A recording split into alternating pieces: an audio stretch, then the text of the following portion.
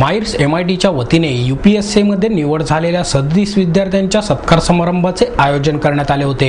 Myers MIT शिक्षण संस्था समूह पुणे आणि मायर्स MIT स्कूल ऑफ गव्हर्नमेंटच्या वतीने केंद्रीय लोकसेवा आयोग स्पर्धा परीक्षा 2011 मध्ये यशस्वी झालेल्या IAS आणि भारत सरकारच्या इतर सेवांमध्ये यश मिळवलेल्या विद्यार्थ्यांचा चौथा राष्ट्रीय पातळीवरील सत्कार समारंभ आयोजित करण्यात आला होता।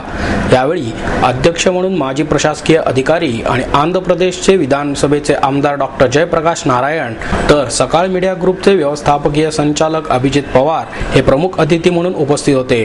भारतातील निरनिराळ्या राज्यातून आलेल्या रुक्मिणी रियार, प्रिन्स धवन, अमृतेश औरंगाबादकर तसेच IAS आणि इतर प्रशासकीय सेवेमधील यशस्वी झालेल्या विद्यार्थ्यांचा पाहुण्यांच्या हस्ते सत्कार करण्यात आला।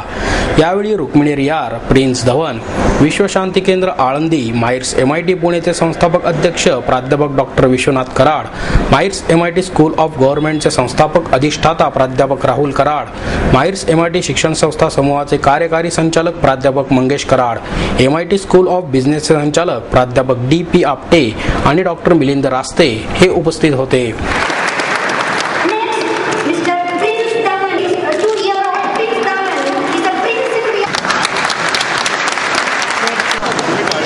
Slightly back.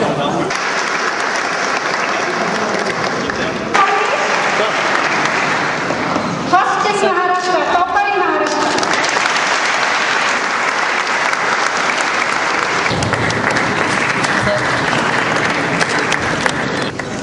Please, a big round of applause for Ms.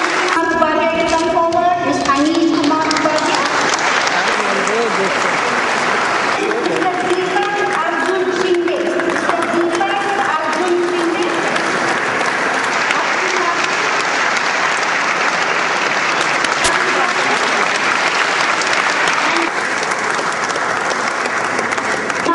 Welcoming Mr. Pradeep S.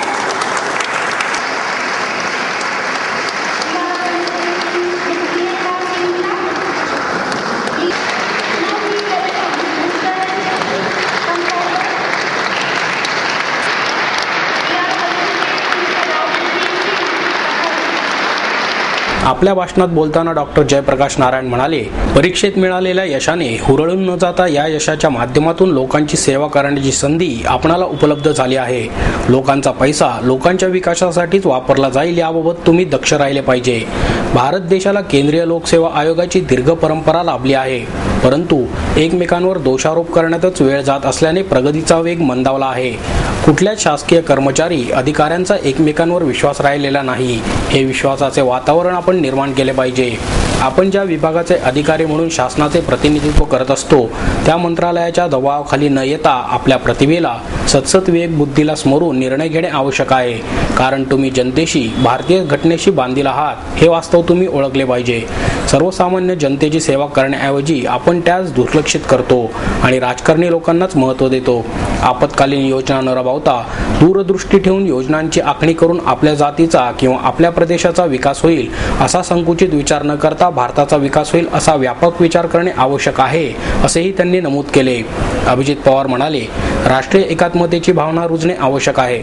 भारतीय लोकशाहीत अनेक प्रयोग केले जात आहेत, परंतु ते यशस्वी होत नसल्याने डेमोक्रेसी ही हिपोक्रेसीचा डेमो होतो की काय अशी शंका येते।